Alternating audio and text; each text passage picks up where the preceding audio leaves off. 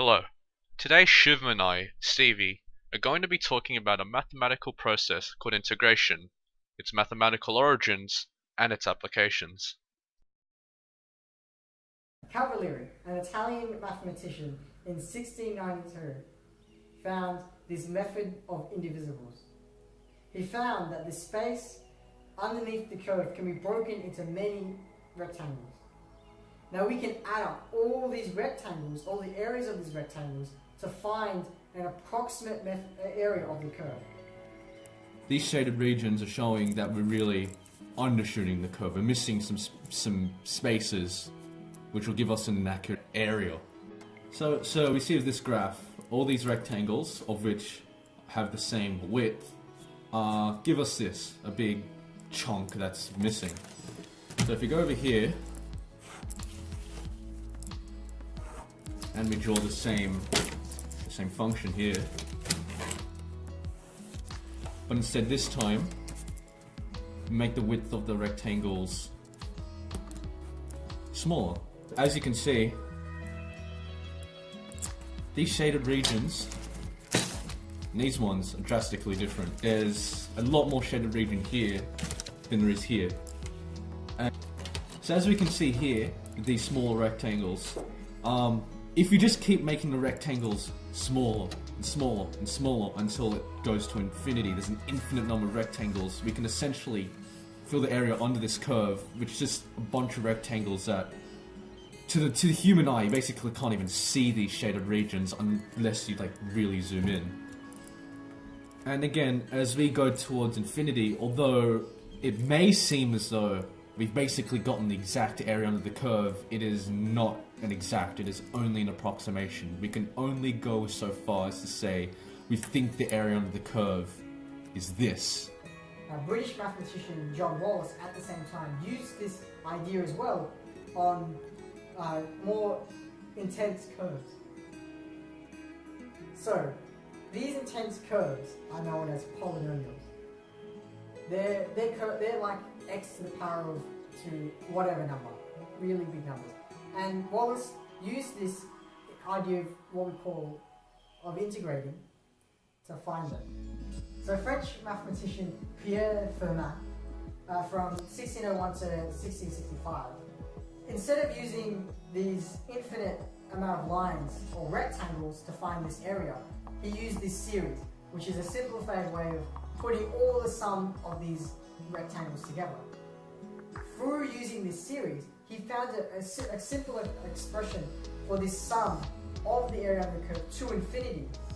So after using a combination of all the previous findings by Fermat, by Cavalieri, by Wallace, Isaac Newton, physicist, and Leibniz, a French mathematician, at the same time found what we now know as integration. In 1875, the findings that was made was mostly attributed to Leibniz, because all the writings that were made by Newton were potentially confusing and no one really understood.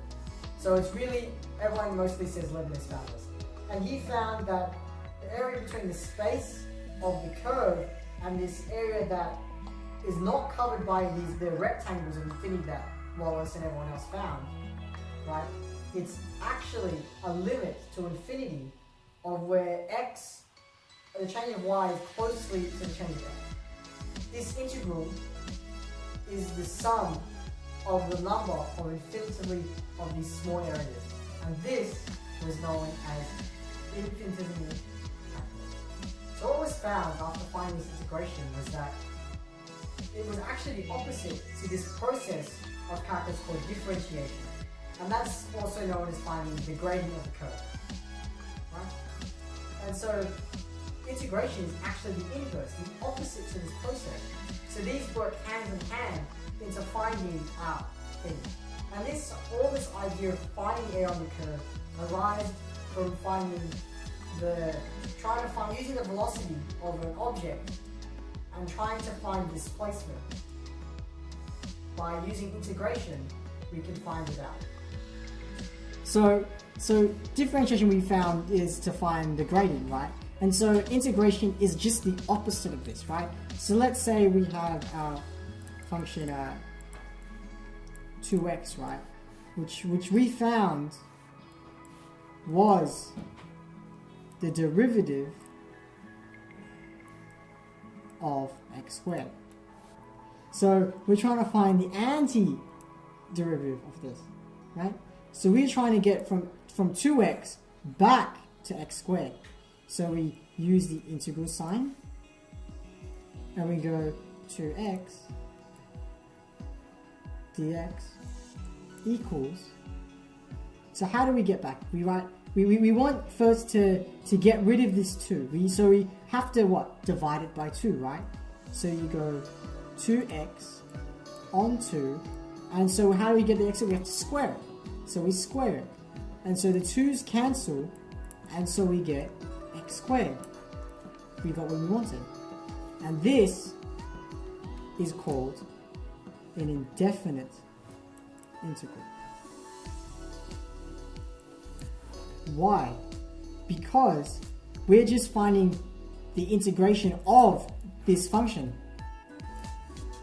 We're not bounded by, let's say we have x squared. We're not bounded by, let's say, 4 and 6. We're not bounded by these two areas.